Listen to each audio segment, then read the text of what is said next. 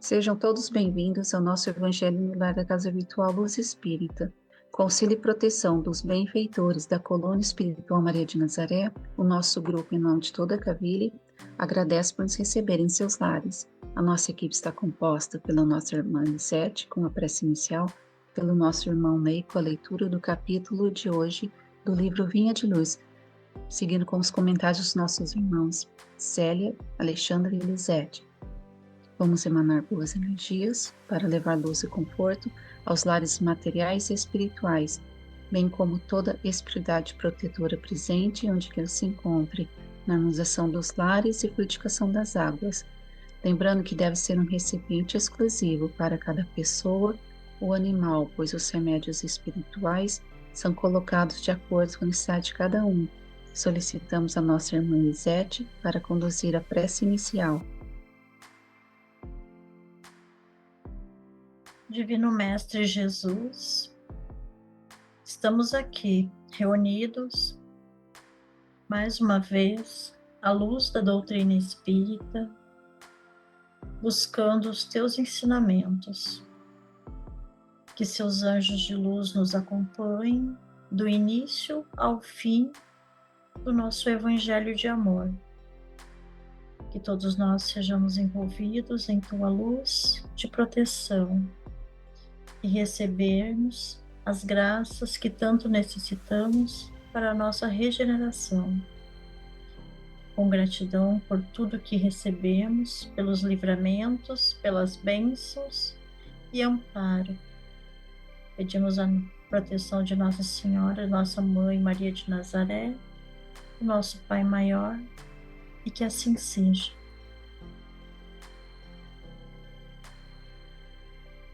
A nossa reflexão de hoje é do livro Vinha de Luz, psicografado por Francisco Cândido Xavier, pelo Espírito de Emmanuel, capítulo 145, Demonstrações.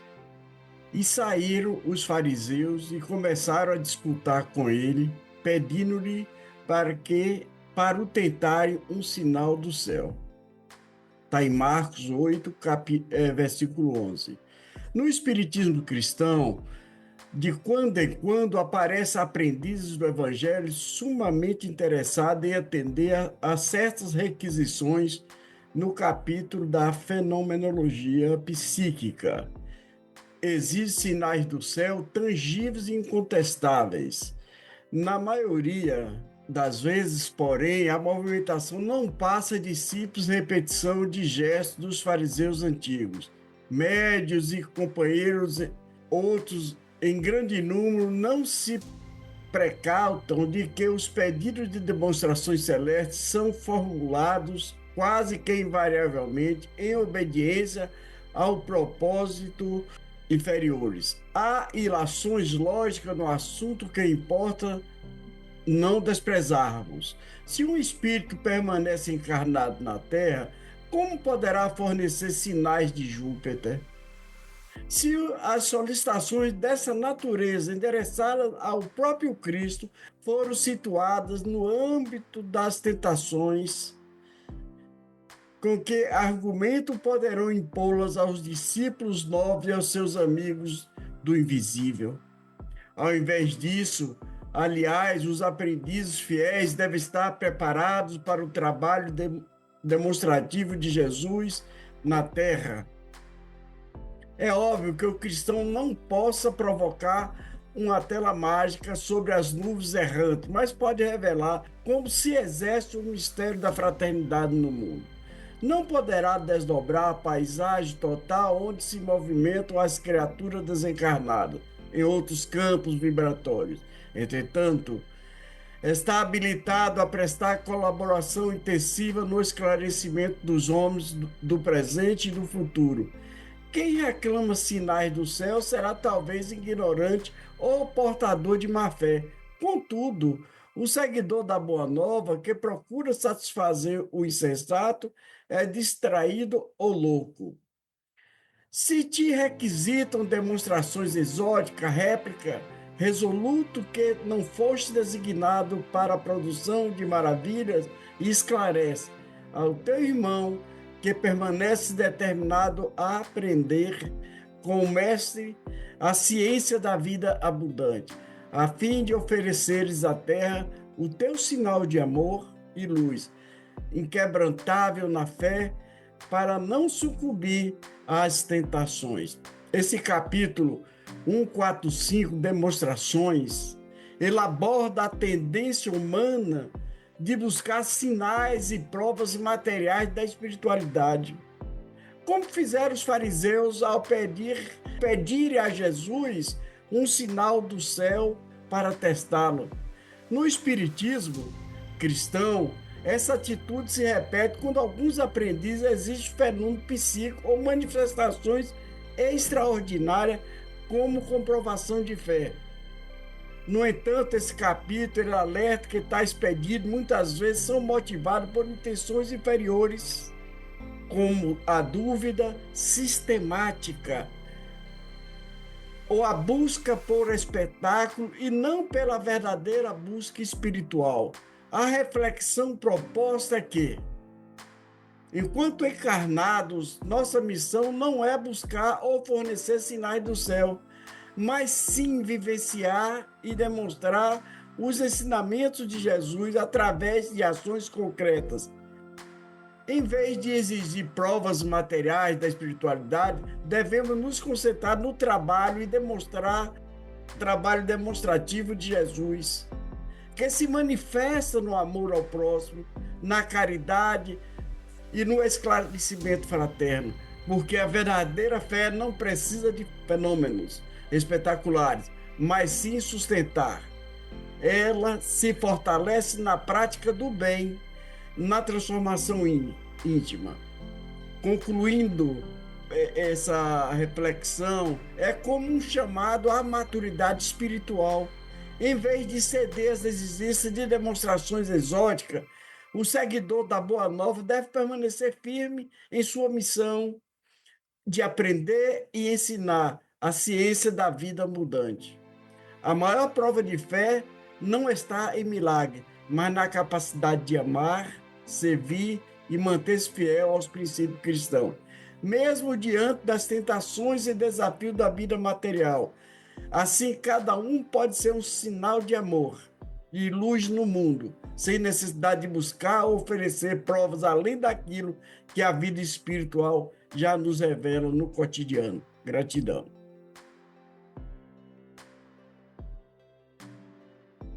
Dando seguimento, os sinais de grandeza de nosso Pai sempre esteve presente na caminhada do homem rumo à conquista da morada de paz e felicidade. Os textos bíblicos e a história da humanidade, do espiritismo, está repleto deles e da fé que despertaram no homem para que ele pudesse compreender as maravilhas de Deus. Mas Jesus veio até nós e mais que apresentar fenômenos, milagres e curas, ele em cada gesto, em cada palavra, ele deu o exemplo da fé que deve despertar dentro do homem, da humanidade, não a fé cega, não a obediência irracional, mas enxergar verdadeiramente o reino de Deus, pelo prisma do amor, conduzido na fraternidade, na confiança e no trabalho árduo de cada um, cada dia. Não veio Jesus nos curar a cegueira dos olhos, mas a cegueira da alma, curar a paralisia do corpo, mas não da mente. Onde que entra, assim, o valor da fé, se nós precisamos estar buscando provas dessa espiritualidade, desse mundo após essa vida, a vida após a vida. Como podemos acreditar se não cultivamos dentro de nós a fé, que é que veio nos ensinar Jesus? Como podemos seguir adiante se temos dentro de nós uma conduta de como Tomé, que não acreditou no sacrifício supremo de Jesus e questionou?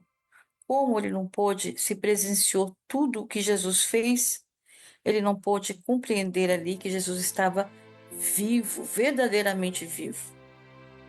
Então, dentro de nós, temos que cultivar isto. nós já presenciamos em nossas outras vidas. Nós somos espíritos viajantes de muito tempo. Nós já presenciamos esses milagres, nós já vimos essas materializações, esses fenômenos. Agora nós precisamos cultivar dentro de nós a fé. Já não somos mais crianças dentro do caminho do nosso crescimento e desenvolvimento humano. Nós já somos espíritos capazes de nos alimentarmos da palavra de fé que nos alimenta e nos fortalece e nos dá substância para ter a fé viva, a fé lúcida, a fé abençoada que deve crescer e iluminar o coração de cada ser humano. Gratidão. Bom, sem dúvidas, Jesus foi e é ainda um revelador para todos nós. O Mestre revolucionou a lógica da época, trazendo inúmeros exemplos de fenomenologia psíquica e daquelas maravilhas que foram consideradas milagres pela multidão. No entanto, ainda que tenha realizado prodígios, até certo ponto incompreensíveis para o entendimento humano, jamais quis oferecer espetáculo ou se colocar como alguém superior a todos. Ele trouxe oportunidade àqueles que o compreendiam e ofereceu amor, entendimento, luz e cura. Ensinou o amor e demonstrou a existência do reino de Deus. Neste texto, Emmanuel nos traz um grande exemplo do grau de evolução em que se encontravam à época os fariseus. Estes tentavam o Cristo para que demonstrasse sua grandeza com fenômenos concretos e materiais, mesmo ele realizando os feitos mais importantes, como, por exemplo, estar entre os miseráveis, estar entre os necessitados, os doentes, valorizar a mulher, os escravos, combater a maldade e a impiedade. Valores verdadeiros que ele trouxe para que o compreendêssemos. E naquela época, como hoje ainda, alguns não compreendem. Todavia, para os fariseus, era necessária uma prova material de sua grandeza, insensíveis aos atos mais sutis do Cristo. Eles desejavam apenas uma demonstração, talvez com a intenção de condená-lo, assim que ele conseguisse, que ele fizesse tal demonstração. Em nome de seus dogmas, de suas leis muitas vezes arcaicas. E o Cristo sabia disso. Sabia que estava sendo tentado. Sabia que não se tratava de um pedido sincero, mas sim de uma armadilha. Já no caso de Tomé, Jesus demonstrou e comprovou, mostrando as suas chagas, pois ali, naquela situação, havia verdade no sentimento de Tomé. Tomé era apenas indeciso e precisava de algumas provas, mas seu coração estava já com Cristo. São situações bem diferentes que devem ser analisadas à luz do Espiritismo. Emmanuel classifica o ato de reclamar sinais do céu como um reflexo de má fé ou ignorância. E ainda nos alerta que, como aprendizes de Cristo que somos, não devemos alimentar tais condutas, mas sim demonstrar, por meio do amor, da caridade, da indulgência, os verdadeiros valores cristãos que aquecem o coração do próximo. Por fim, há outro alerta importante no texto. Devemos ter cuidado para não buscarmos fenômenos espirituais extraordinários como forma de validação ou por simples curiosidade. O autor argumenta que pedir sinais grandiosos aos seres invisíveis, como se fosse algo essencial, não faz nenhum sentido lógico e pode até mesmo estar relacionado a tentações de desvio espiritual. A verdadeira espiritualidade, segundo a visão espírita, não está nas exibições miraculosas, mas necessariamente em um entendimento mais profundo e ético da vida e das relações de comunicação com o plano espiritual. Paz e luz, gratidão. Então, mais uma vez, o estudo que nos chama a atenção para refletirmos a nossa verdadeira busca na doutrina espírita, o que buscamos, o conhecimento da palavra do Cristo, viver em caridade e auxílio ao irmão em necessidade de entendimento, ou buscamos a parte dos fenômenos, de falar com os espíritos e só acreditar na doutrina se um espírito se manifestar. Muitos de nós chegamos ao espiritismo pela dor, pela dificuldade, pela busca de respostas, mas não para conversar com os que já desencarnaram, mas entender o porquê acontecem certas coisas, pelo ensinamento, pelo estudo da palavra do Cristo, é que encontramos o caminho reto e em direção ao Pai. Muitas vezes nós imploramos ao Pai respostas e ajudas, provas de que Ele realmente está conosco. Ficamos frustrados quando não recebemos as respostas. Mas, na verdade, Ele nos dá sinais. Nós é que ficamos cegos e surdos quando deixamos o desespero tomar conta.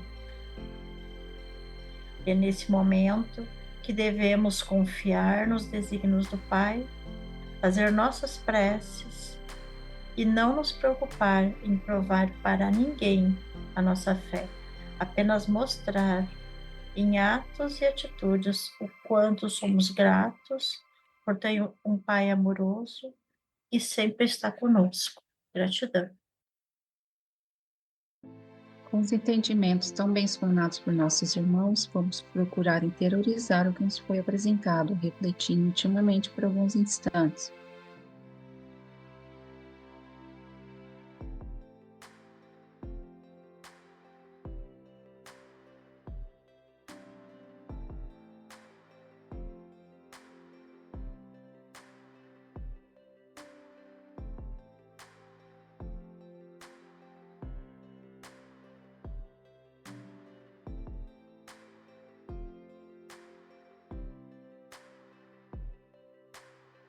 Que levemos os nossos pensamentos a Deus e, com o auxílio dos Espíritos de Luz da Colônia Espiritual Maria de Nazaré, pedimos paz e harmonia para todos que estão conectados conosco neste momento de amor, bem como a emissão das boas energias aos nossos familiares e irmãos encarnados e aqueles que se encontram no plano espiritual.